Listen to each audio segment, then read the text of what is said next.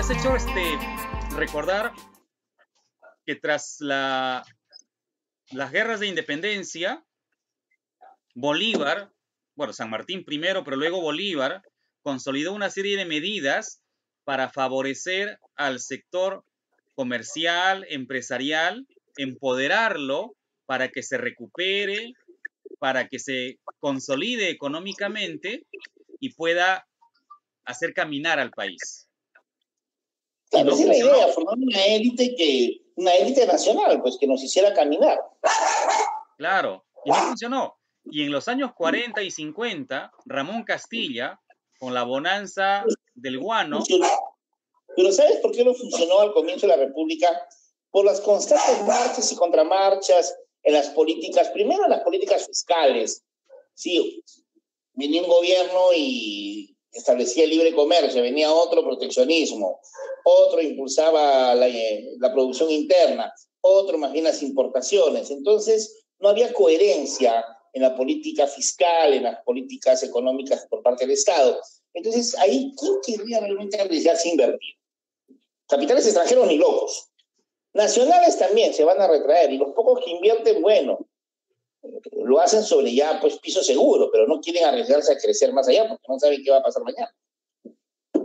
Claro, pero en los años 40 y 50 la escena fue otra. Y esa por supuesto, ahí se había plata. Pero si, como te digo, se aprovechó simplemente para consolidar este proyecto político excluyente, marginador, centralista, limeño, ¿no? Así es. Y mira, después de la guerra con Chile, ocurre lo mismo. Tanto Iglesias como Cáceres buscan la recuperación del país a partir del apoyo a un sector económico. Mira, la guerra nos dejó una enseñanza, o sea, perdimos la guerra sobre todo por la falta de integración nacional, o sea, no fue por, o sea, la guerra no se perdió por culpa de Chile. Chile hizo su chamba. O sea, Chile hizo lo que tenía que hacer. Chile tenía objetivos claros, quería crecer como Estado, quería que su territorio creciera, ya las ideas alemanas del espacio vital ya estaban fuertes en Europa desde el siglo XIX. Chile veía que tenía espacio donde expandirse hacia el norte, dos naciones débiles, pues vamos, encima de ellas. Y con el apoyo de Inglaterra aún más.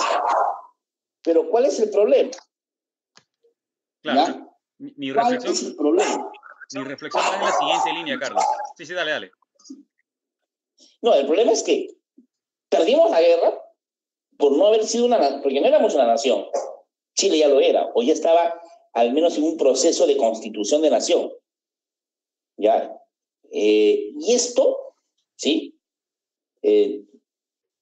Nos hizo, pues, como te dije, que los indios no se sintieran identificados con la guerra. Los regionalismos durante la guerra, acuérdate tú. A Lima solamente le empezó a preocupar la guerra cuando el sur cayó y cuando los chilenos avanzaban hacia la capital. Antes a Lima no le interesaba la guerra, porque eso está muy lejos, está allá.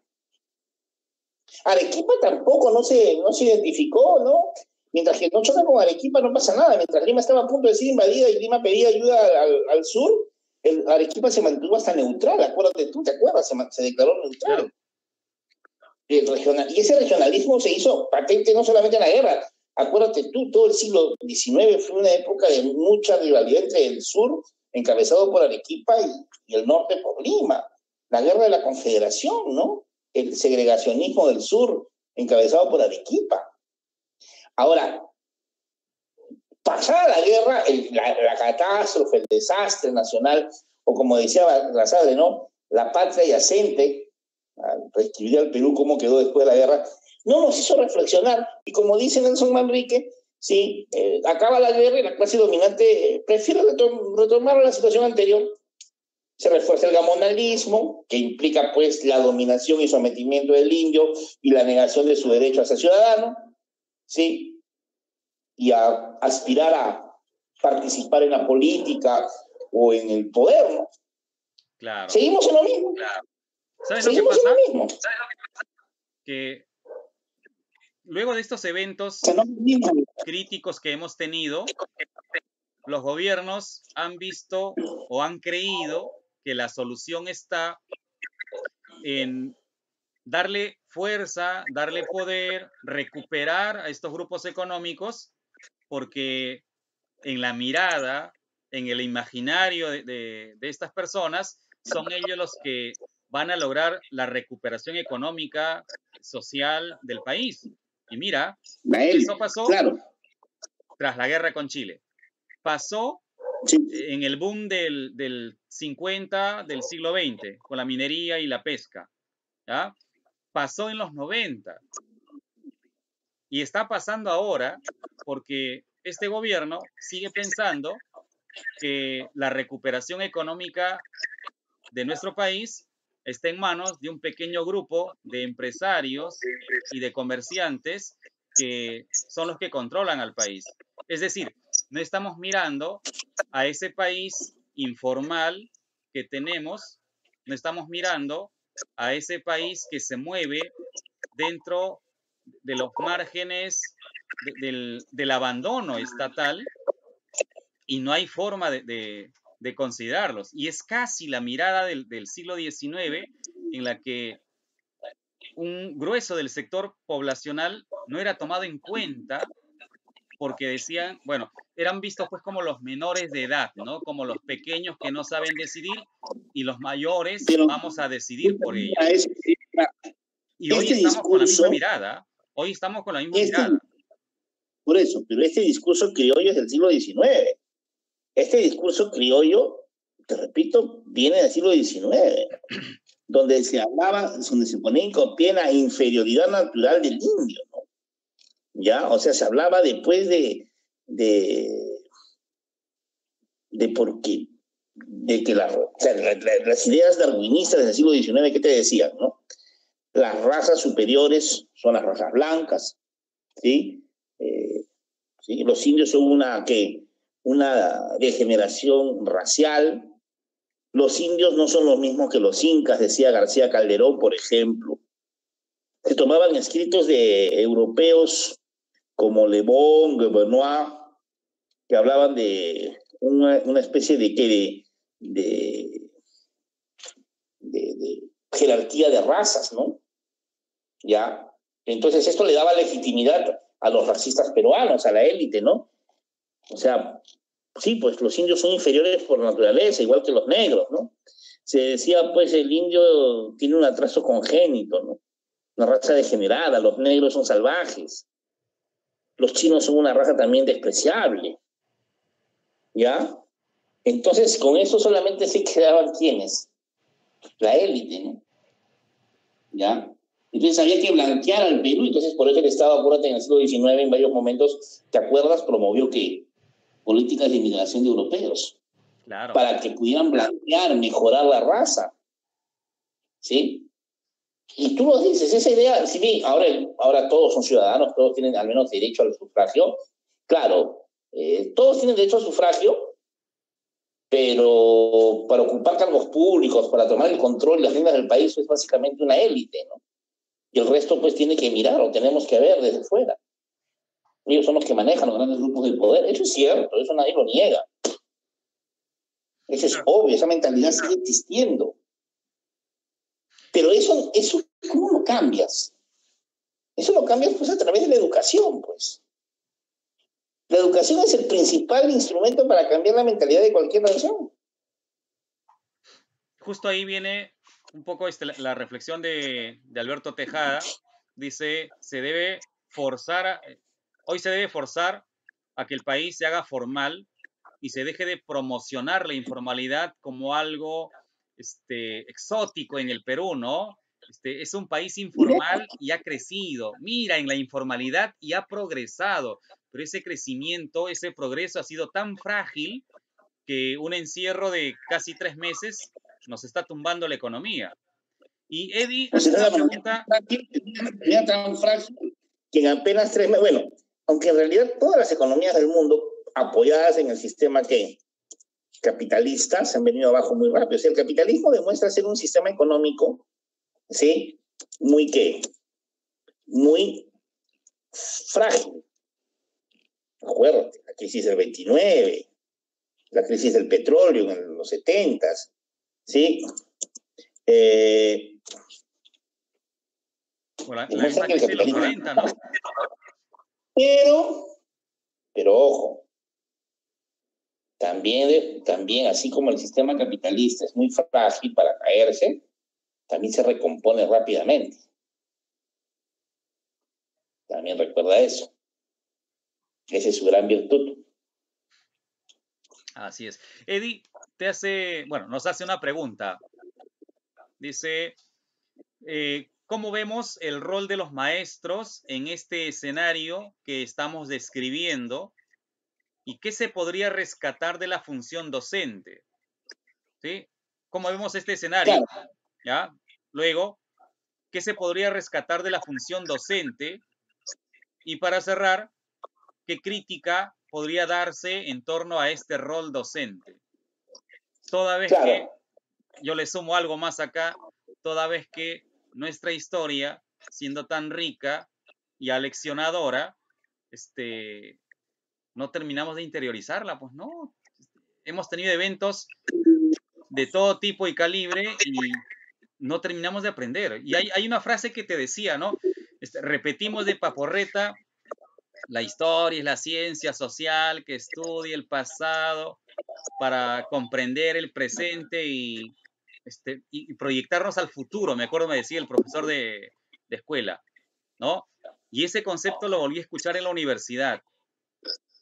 Y ese mismo concepto lo sigo viendo en los textos escolares. Y no sé qué tan limitada sea la historia en esa mirada, ¿no? En todo caso, ¿qué estamos leyendo mal de la historia para no terminar de interpretarla? Y entonces, ¿qué papel estamos jugando los profesores de historia como tú o como yo o como Eddie? Ya, mira, la educación es el reflejo de su sociedad. ¿Sí? Todo sistema educativo es el reflejo de una sociedad. Y el sistema educativo, por ejemplo, en Japón, ¿por qué fue tan exitoso? Porque desde arriba, desde el Estado, después de la Segunda Guerra Mundial, dijeron, ¿sabes qué? La única manera de salir de este hueco en el que estamos es apostando primero a la educación. Y después de apostar por la educación, apostaremos por la industria, qué sé yo. Pero primero la educación. Esos son los casos exitosos en muchos países. Estados Unidos, ¿sí? Corea, ¿sí? Singapur, y muchos más países que podríamos ir a mencionar y me cansaría. Los países nórdicos, ya está.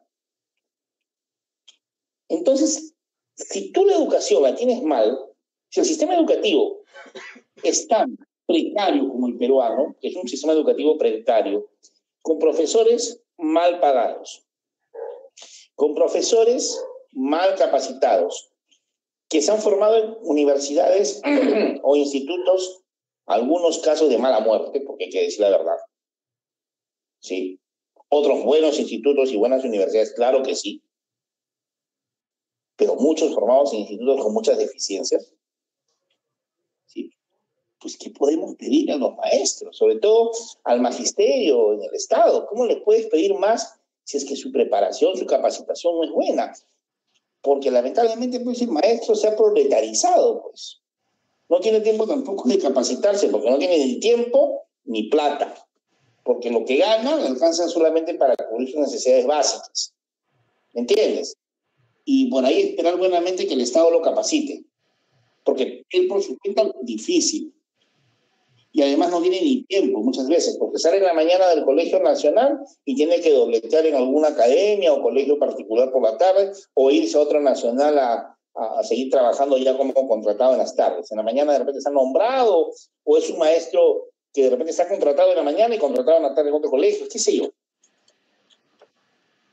Tal vez en los colegios privados también, ¿no? Es la misma situación, no es que sea mucho mejor. Y tú lo ves en el tipo de alumnos que vota la educación peruana. Cada año el nivel de los alumnos de la educación peruana es más paupérrimo. Y tú lo ves en el tipo de nivel de lecturas que le mandan a los chicos que ingresan a la universidad. Hace 10 años, 12 años atrás, para cachimbos, ponte ejemplo, a la Universidad de Lima les mandaban lecturas muy buenas, de autores muy buenos, ¿sí? En Historia Universal, en Historia del Perú. Y en cambio ahora pues ya les mandan esas mismas lecturas, pero recortadas. Menos textos. 2 paginitas, 3 paginitas, 4 paginitas. Ya no esos completos. No, es que el chico se puede frustrar. No le podemos meter tanto. ¿Entiendes? Porque el chico no está acostumbrado, porque en el colegio no se le enseñó, pues. No se le cultivó ese ámbito, lamentablemente. O chicos que llegan a la universidad, y es lo que lo digo, acaban en el colegio sin saber cosas básicas de la historia. No saben cosas básicas. Y no te hablo de chicos solamente de chicos de universidades, universidades poco conocidas, de universidades importantes. Te hablo de gente que está en la de Lima, que está en la Pacífico, que no saben cosas importantes, básicas de la historia, ¿no? Peruana, universal. Claro. Ahora, el maestro peruano, pues, hace lo que puede, dentro de sus limitaciones, porque hay limitaciones. Hay maestros que se sacan la mugre, pero hay muchos que también ya tiraron la toalla y simplemente dictan en piloto automático.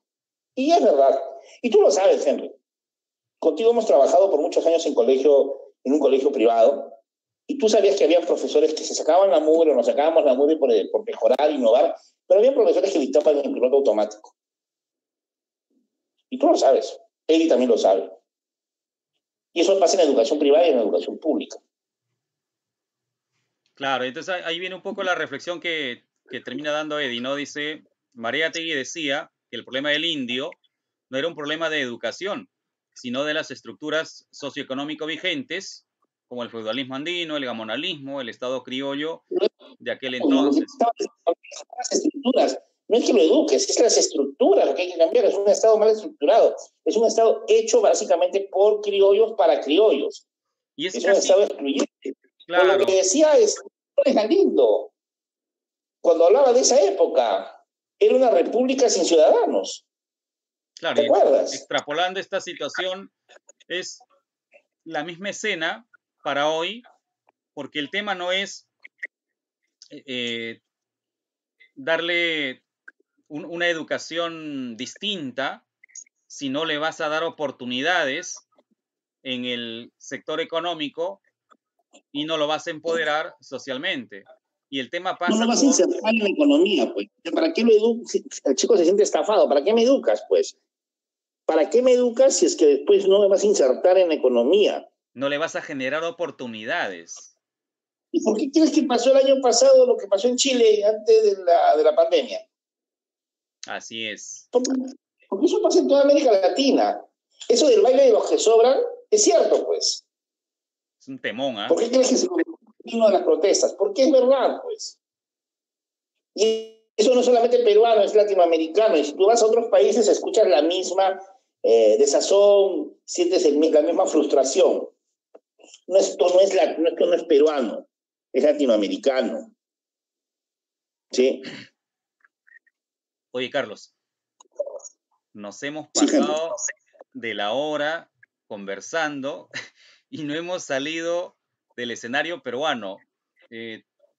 Mira, sigamos. Yo por mí puedo seguir hablando. Te invito a tener... Y si la gente desea, podemos un rato más conversar, ¿no? Te invito a otra reunión para hablar ya no del escenario peruano, sino de repente dar una mirada ya más global, enfocarnos de repente en el siglo XX, por ahí mirar la posguerra del 39-45 o la entreguerra del 19 al 39, para ver más o menos qué implicancias se presentaron y qué podríamos extrapolar para la coyuntura que se está presentando ahora. ¿Qué dices? Feliz de la vida. Claro. Yo, cuando tú digas, la próxima semana, cada 2 semanas, el día que tú digas. Ya, perfecto. Listo, Carlos. Bueno, entonces vamos cerrando. Carlos, Sí. ¿qué estás haciendo en estos días? Bueno, trabajando por teletrabajo, que le llaman, ¿no? Lo que estamos haciendo todos los docentes. Todos estamos en Y eso. estoy contar algunas novedades, ¿no? Estamos con un colega, historiador, estamos pensando en hacer un proyectito para montar una especie de... Es como una especie de no le llamamos espectáculo, porque la palabra espectáculo sería un poco no apropiada, pero sí un conversatorio online, ¿sí? Sobre temas de historia, donde él y yo vamos a armar una parte que es el video, ¿sí? El video sobre un determinado tema, ponte Guerra del Pacífico, donde es un conversatorio, y después una parte en la que vamos a interactuar con el público. Vamos a conversar con el público que van a estar conectados vía Zoom. Va a ser es una especie de... La palabra espectáculo no sé si sea la más conveniente, pero sí es similar a un espectáculo online. Sí, vamos a, Dios mediante, sacarlo para fiestas patrias. Es simplemente un precio muy módico, un precio simbólico que vamos a cobrar, donde va dirigido básicamente a personas interesadas en temas de la historia del Perú, desde un punto de vista académico, pero con un material interactivo, con diapositivas y con la conversación con el público, que el público participe. Una parte de exposición, de conversación entre nosotros dos, y una parte, pues, más bien ya de participación e interactuar con el público a través del Zoom, ¿no? Como te digo.